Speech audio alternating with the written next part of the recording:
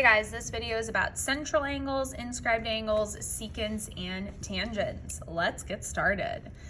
It says find the value of x in the circle below. So in my picture here, I see that z is the center. So these are all going to be central angles. And I know that the central angles and the arcs that match up with the central angles are exactly the same. So because this angle right here is 5x degrees, that means from W to X, this arc is also 5x degrees.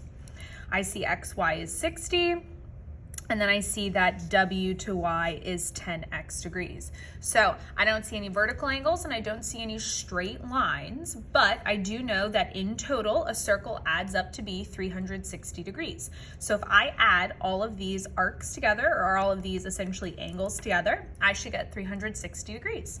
So my equation is going to be 5x plus 60 degrees plus 10x degrees equals 360, a full circle. So these are all central angles. So now it's just a little bit of algebra. Combine some like terms. 5x and 10x is 15x plus 60 equals 360.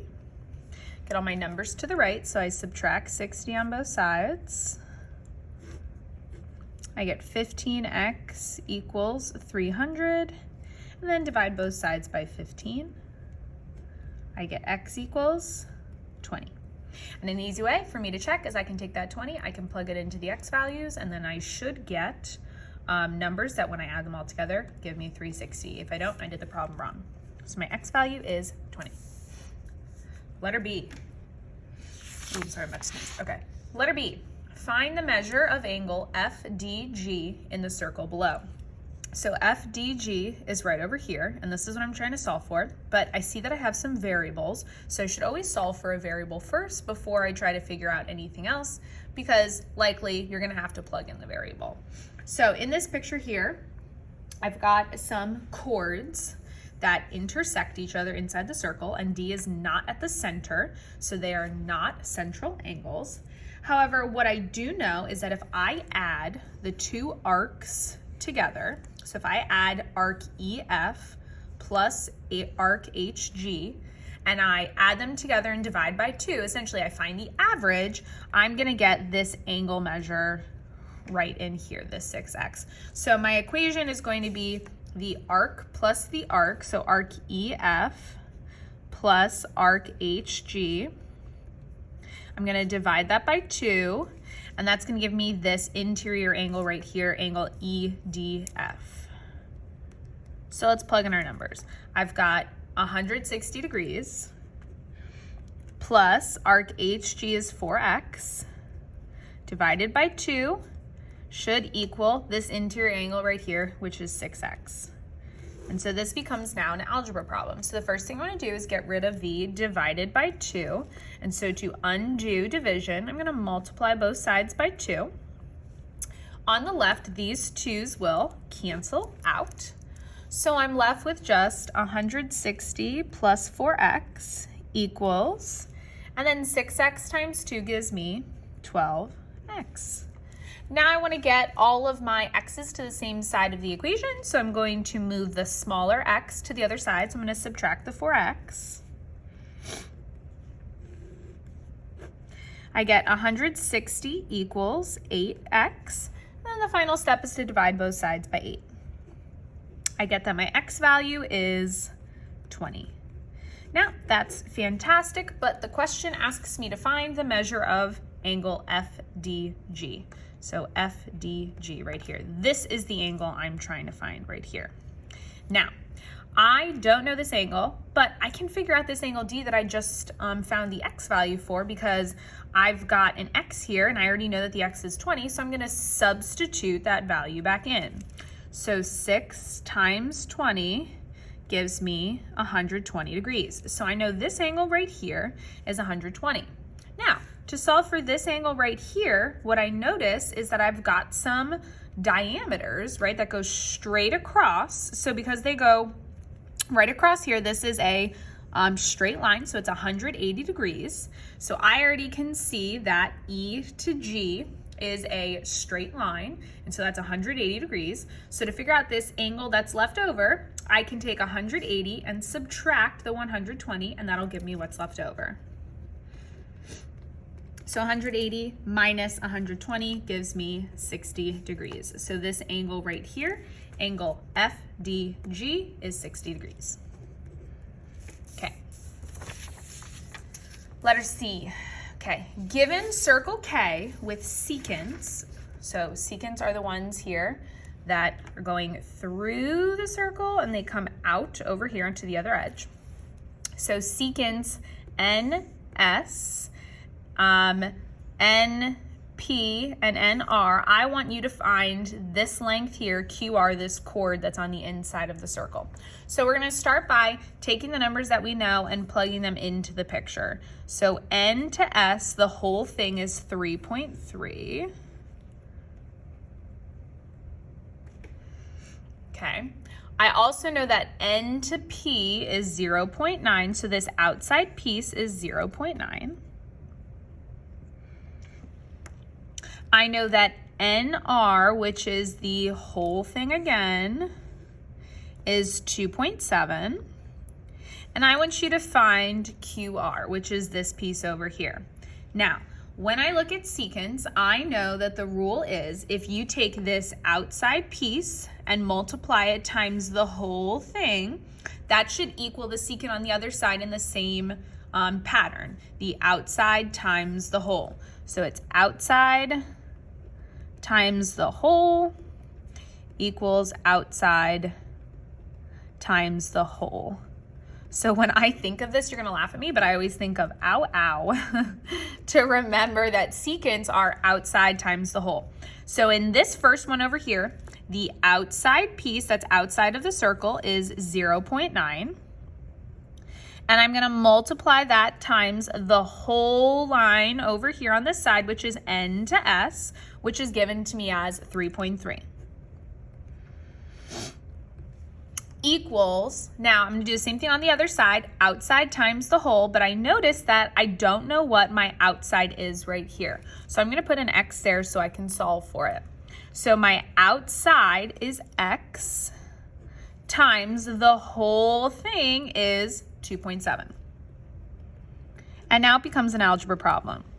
So I'm gonna multiply 0.9 times 3.3, and I get 2.97. And then X times 2.7 is 2.7X. And to get the X all by itself, I divide both sides by 2.7. So I get that X equals 1.1. Now, that is N to Q is 1.1. However, I don't want to know NQ. I want to know QR, which is right over here. Now, I know this whole segment is 2.7. I've already used up 1.1 of the 2.7. So to find out what is left over, I'm going to take the whole thing, NR, and I'm going to subtract this one piece, NQ, and that's going to give me what's left over, the QR. So the whole thing is 2.7, and I'm going to subtract 1.1. And when I do that, I get 1.6. So Q to R is 1.6.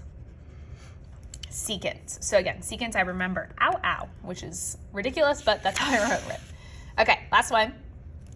Given LM is tangent to point or to circle C at point L, find the measure of arc JK minus the measure of arc LK.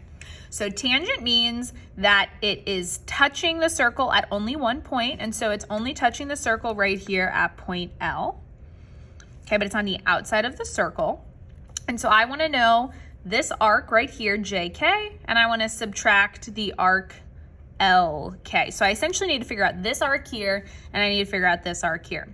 Well, the first thing I see is angle JKL right over here is 85 degrees, and I know that that is an inscribed angle because it's on the edge of the circle over here, and so it's going to open up to an intercepted arc of JL. And so to figure out, if I go straight across here, to figure out this arc from here to here, all I have to do is double this angle measure right here. So to find JL, I'm gonna take 2 times 85, and that's gonna give me this arc right over here. So 2 times 85 gives me 170 degrees. So from J to L, I'm at 170 degrees. Now, I also see that this angle right over here, KLM, is 35 degrees.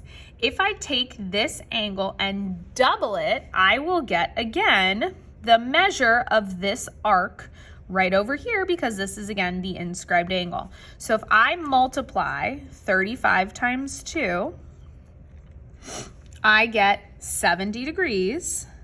So that tells me from L to K right here is 70 degrees, which is great. L to K is 70 degrees. Now, the only thing I still need to figure out is this last one over here, arc JK. Now, there's 2 ways to do this, to figure out this last arc. One way you can do it is you can say, okay, I know the whole circle is 360.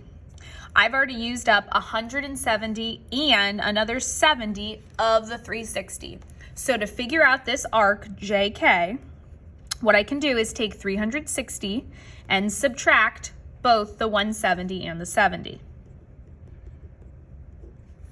Okay, so if I do that, 170 and 70 gives me 240, and I subtract the 2, I get 120 degrees. So that will give me this arc right over here as 120.